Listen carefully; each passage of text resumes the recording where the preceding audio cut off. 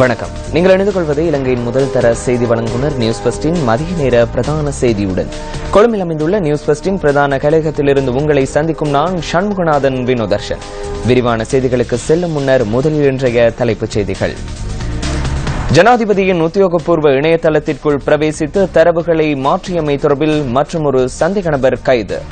காணாமல் போனோருக்கான சர்வதேச தினம் இன்றாகும்.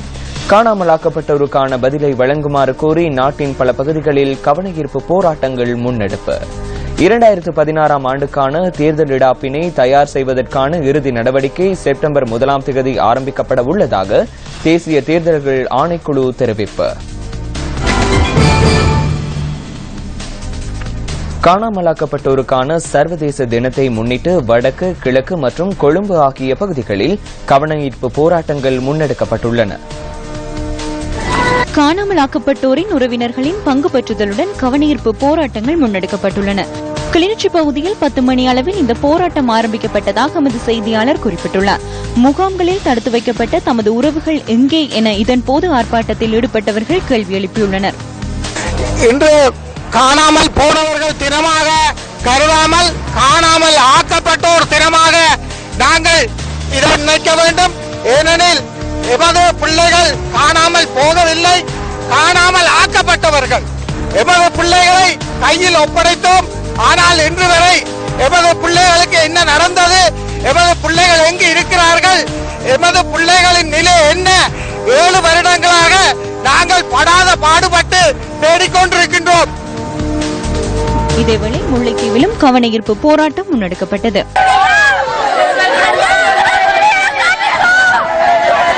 எங்களுக்கு உண்மையிலே இந்த உலகம் சர்வதேசத்தின் அமைப்பான ஐநா சபையின் செயலாளர் நாளைய தினம் யாழ்ப்பாணம் வருவதாக சொல்லப்படுகின்றது. உண்மையிலே இங்குதான் வர வேண்டும். முல்லைத்தீவு மாவட்டம் தான் யுத்தம் நடந்த இடம். இங்கேதான் முழுமையாக பாதிக்கப்பட்ட மக்கள் இருக்கிறார்கள். யாழ்ப்பாணத்துக்கு போகட்டும். ஆனால் அங்குள்ளவர்கள் நிச்சயமாக இங்கே வருவதற்கு இந்த மக்களை சந்திப்பதற்கு ஒழுங்கு கட்டாயம் செய்ய வேண்டும். மட்டக்களப்பில் முன்னெடுக்கப்பட்ட காணாமல் போனோரை தேடித் தருமாறு வலியுறுத்தி மேற்கொள்ளப்பட்ட ஆர்ப்பாட்டத்தின் போது மக்கள் இவ்வாறு கருத்து தெரிவித்தனர். எங்களுக்கு சான்றிதழ் வேண்டாம், பிள்ளைகளை கொடு. 92 பிடிச்சவைய திருப்பி தாராங்கல்ல. நாங்க ஒவ்வொரு கேம் பார்த்திருந்துச்சு எல்லாருடையும் அறிவிச்சு அவங்க அங்க வாங்கி இங்க வாங்க கூட்டத்துக்கெல்லாம் போனான். நாங்க எல்லா கூட்டத்துக்கும் போனா அவரோட மில்லண்டியை நாங்க கொண்டாட்ட நோங்கலா அந்த கேம்பு மழை தண்ணி சாப்பாடு மில்லா போயிருக்கேன். நான் போய் எல்லா இடமும் கேட்டு பார்த்தேன், இல்லைன்னு சொல்லியிருக்காங்க. எத்தனையோ இடத்தையெல்லாம் ரோட்டு வழியை படுத்து நான் போயிருக்கேன். ஜனாதிபதியின் உத்தியோகபூர்வ இணையதளத்திற்குள் பிரவேசித்து தரவுகளை மாற்றிய சம்பவம் தொடர்பில் மற்றொரு சந்தேக நபர் கைது செய்யப்பட்டுள்ளார். மொரட்டுவ பகுதியைச் சேர்ந்த 26 வயதான ஒருவரே கைது செய்யப்பட்டுள்ளதாக போலீஸ் தலைமையகம் விடுத்துள்ள அறிக்கையில் தெரிவிக்கப்பட்டுள்ளது. இந்த சம்பவம் தொடர்பில் கடுகண்ணாவி பகுதியைச் சேர்ந்த 17 வயது மாணவன் ஒருவன் நேற்று கைது செய்யப்பட்டிருந்தமை குறிப்பிடத்தக்கது. குற்றப்புலனாய்வு பிரிவினர் இந்த சம்பவம் தொடர்பில் மேலதிக விசாரணைகளை மேற்கொண்டு வருவதுடன் சந்தேக நபர்கள் கொழும்பு பிரதம நீதவான் நீதிமன்றத்தில் இன்று ஆஜர்படுத்தப்பட உள்ளனர். 2016 ஆண்டுக்கான தேர்தல் இடாப்பினை தயார் செய்வதற்கான இறுதி நடவடிக்கை செப்டம்பர் 1 ஆரம்பிக்கப்பட உள்ளதாக தேசிய தேர்தல்கள் ஆணைக்குழு தெரிவித்துள்ளது. இந்த நடவடிக்கைகள் செப்டம்பர் 28 வரை முன்னெடுக்கப்படும் என மேலதிக தேர்தல்கள் ஆணையாளர் MM முகமது குறிப்பிட்டுள்ளார். தேர்தல் இடாப்பின் திருத்தங்களை மேற்கொள்வதற்காக மேன்முறையீடுகளை பதிவு செய்வதற்கு இறுதி சந்தர்ப்பம் வழங்கப்பட்டுள்ளதாகவும் மேலதிக தேர்தல்கள் ஆணையாளர் கூறியுள்ளார். இதுவரை தமது பெயர்களை வாக்காளர் டாப்பில் சேர்த்துக் கொள்ள முடியாமல் போனவர்களுக்கு அளிக்கப்படுகின்ற இறுதி சந்தர்ப்பம் எதிர்வரும் செப்டம்பர் 1 28 வரை வழங்கப்பட்டுள்ளது. இதன் அடிப்படையில் குறித்த காலப்பகுதியில் மாவட்ட தேர்தல்கள் அலுவலகங்கள், பிரதேச செயலகங்கள், உள்ளூராட்சி நிறுவனங்கள், கிராம அலுவலர் அலுவலகங்கள் மற்றும் தபால் அலுவலகங்களில் பார்வைக்கு வைக்கப்பட உள்ள 2016 ஆண்டுக்கான வாக்காளர் டாப்பின் வரைவு நகலை பரிசீலித்து பார்த்து தமது பெயர் வாக்காளர் டாப்பிற்கு பரிந்துரை செய்யப்படவில்லை என்றோ அல்லது தமது கவனக்குறைவு காரணமாக உரிய படிவங்களை நிரப்பி கையளிக்க தவறியமை காரணமாகவோ 2016 ஆண்டின் வாக்காளர் டாப்பில் பதியப்படுவதற்கான சாத்தியக்கூறுகள் இல்லை என தெரிய வருகின்ற வாக்காளர்கள் குறித்த பார்வைக்கு வைக்கப்படும் இடங்களில் உள்ள மேன்முறையீட்டு படிவங்களை நிரப்பி உரிய மாவட்டத்தின் தேர்தல்கள் அலுவலகத்திற்கு சமர்ப்பிப்பதன் மூலம் தமது பெயரை 2016 ஆண்டு டாப்பில் உட்சேர்த்துக் கொள்ள சந்தர்ப்பம் கிட்டியுள்ளது.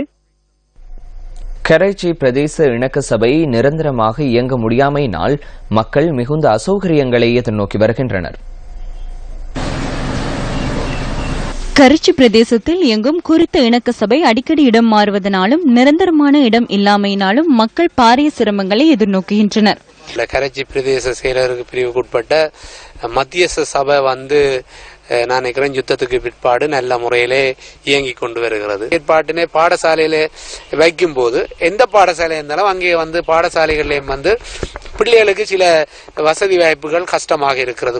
ஆனால் இதுக்கென்று ஒரு மத்திய சபைக்கென்று ஒரு நிரந்தரமான ஒரு கட்டட தொகுதி இருக்க வேண்டும். குறிய கட்டட வசதிகளை ஒரு பொதுவான இடத்திலே மக்கள் இலகுவாக கரைச்சி டிவிஷன் அதுல ஒரு மத்தியில கிளிநொச்சி நகரம் இருக்கிறபடியா போக்குவரத்தை மையப்படுத்தி இந்த மக்கள் எல்லாம் அந்த பிணக்களுக்கு இலகுவாக போக்குவரத்து அணுகக்கூடிய வகையில ஒரு சிறந்த ஒரு இடத்திலே பொதுவான இடத்திலே இந்த மீடியேஷன் போர்ட் ஒன்று கூடணும். கரைச்சி பகுதியில் இயங்குற மத்தியஸ்தர் சபை என்ற ஒரு அமைப்பால மக்கள் நிறைய பலன் அடைஞ்சு கொண்டிருக்கணும். அந்த பலன் அடைகிற அந்த மக்களுக்கு தீர்த்து வைக்கக்கூடிய பிரச்சனைகளை ஆவணப்படுத்தி வைக்கக்கூடிய மாதிரியான வகையில் ஒரு காரியாலயமோ நிரந்தர இடம் இல்லாத பெரிய ஒரு இடையூறாக இருக்கு. அந்தந்த ஆவணங்களை வீடுகளுக்கு தான் கொண்டு வரக்கூடியதாக இருக்கிறதாலே அது கொஞ்சம் இடையூறாக இருக்கு. அப்போ அதுக்காக வேண்டிய நிரந்தர இடமும் உண்டும். அந்த இடத்துல ஒரு காரியாலயம் மாதிரி அமைச்சு அவைக்கான சிறந்த சரியான வழியில சேவைகளை செய்யறதுக்கான தருமாறு குறித்த மத்தியஸ்தர் சபையில் பேணப்படும் ஆவணங்களை கூட பாதுகாக்க முடியாத நிலை நிலவுவதாகவும் அவர் மேலும் தெரிவித்தார். நல்லூர் கந்தனின் உற்சவத்தை முன்னிட்டு நியூஸ் ஃபர்ஸ்டின் நல்லூரான் நந்தவனம் 2வது நாளாக இன்றும் அதன் செயற்பாடுகளை முன்னெடுத்து வருகின்றது. நல்லூரில் அமைக்கப்பட்டுள்ள நியூஸ் ஃபர்ஸ்டின் நல்லூரான் நந்தவனத்தின் திரைப்பரீட்சை மற்றும் குரல் தேர்வு என்பன இன்றும் நடைபெற்று வருகின்றன.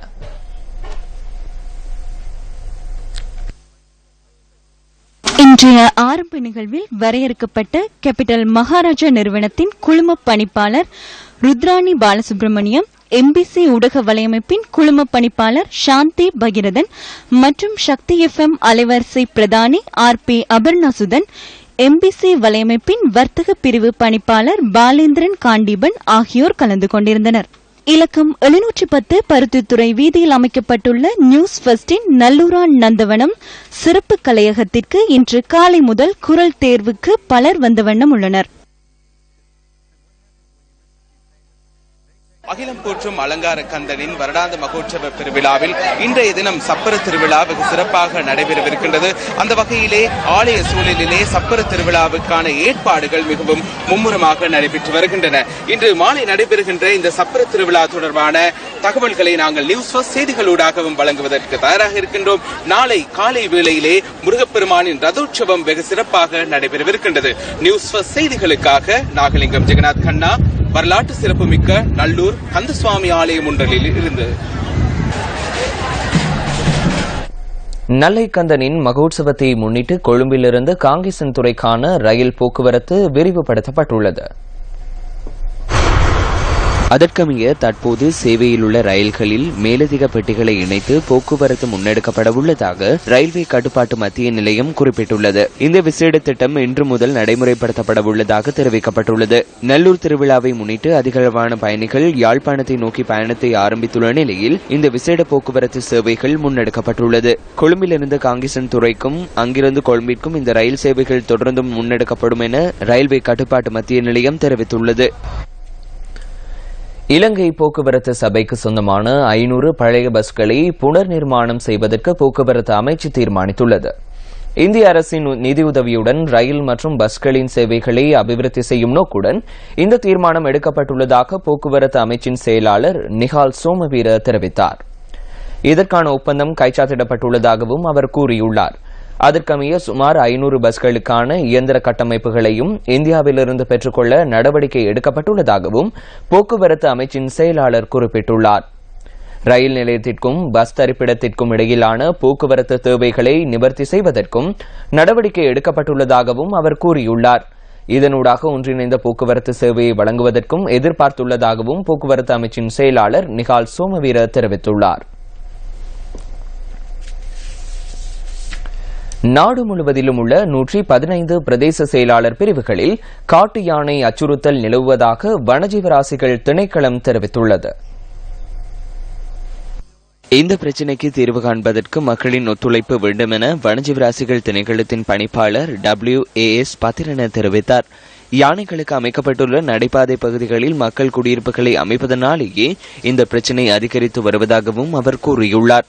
அதற்கமைய காட்டு யானைகளின் நடைபாதைகளை உரிய வகையில் திறந்து விடுவதற்கான பல்வேறு செயற்பாடுகள் முன்னெடுக்கப்பட்டுள்ளதாகவும் WAS பத்திரன குறிப்பிட்டார். அந்த வகையில் காட்டு யானைகள் வருகை தருகின்ற பிரதேசத்தில் உள்ள மக்களை தெளிவுபடுத்த உள்ளதாகவும் அவர் மேலும் தெரிவித்துள்ளார். கடந்த வருடத்துடன் ஒப்பிடுகையில் இந்த வருடத்தின் இதுவரையான காலப்பகுதியில் அதிவேக வீதியில் இடம்பெற்ற விபத்துகள் அதிகரித்துள்ளதாக வீதி அபிவிருத்தி அதிகார சபை தெரிவித்துள்ளது. அதிவேக வீதியில் 2015ஆம் ஆண்டு பாரதூரமான விபத்துகள் 3 இடம்பெற்றுள்ள போதிலும் இந்த வருடம் இதுவரையான காலப்பகுதியில் பாரதூரமான விபத்து 1 இடம்பெற்றுள்ளதாக அதிவேக வீதியின் பராமரிப்பு மற்றும் முகாமைத்துவ பிரிவின் பணிப்பாளர் S. ஒபநாயக்க குறிப்பிட்டுள்ளார். தெற்கு அதிவேக வீதியில் கடந்த வருடம் சிறு காயங்களுடனான சுமார் 100 விபத்துகள் இடம்பெற்றுள்ளதாகவும் அவர் கூறியுள்ளார். இதேவேளை கடந்த வருடம் தெற்கு அதிவேக வீதியில் இடம்பெற்ற 600க்கு மேற்பட்ட விபத்துகள் காரணமாக சொத்துகள் மற்றும் வீடுகளுக்கு சேதம் ஏற்பட்டுள்ளதாகவும் S. ஒபநாயக்க கூறியுள்ளார். அந்த வகையில் கடந்த வருடம் சுமார் 700 விபத்துகள் மாத்திரமே இடம்பெற்ற போதிலும் இந்த வருடத்தின் இதுவரையான காலப்பகுதியில் மாத்திரம் 500 விபத்துகள் இடம்பெற்றுள்ளதாகவும் அதிவேக வீதியின் பராமரிப்பு மற்றும் முகாமைத்துவ பிரிவின் பணிப்பாளர் S. ஒபநாயக்க குறிப்பிட்டுள்ளார். மலையகத்தின் மூத்த அரசியல் தலைவரான அமரர் சௌமியமூர்த்தி தொண்டமானின் 103வது ஜனன தினம் இன்று. அமரர் சௌமியமூர்த்தி தொண்டமானின் 103வது ஜனன தின நிகழ்வு ஜனாதிபதி செயலகத்திற்கு முன்பாக உள்ள அன்னாரின் உருவச்சிலைக்கு முன்பாக நடைபெற்றது. இலங்கை தொழிலாளர் காங்கிரசின் முக்கியஸ்தர்கள் சௌமியமூர்த்தி தொண்டமானின் உருவச்சிலைக்கு மலர் மாலை அணிவித்தனர். இத்துடன் நியூஸ் ஃபர்ஸ்டின் மதிய நேர பிரதான செய்தி அறிக்கை நிறைவடைகின்றது. தொடர்ந்தும் சக்தி டிவியின் நிகழ்ச்சிகளோடு இணைந்திருங்கள். வணக்கம்.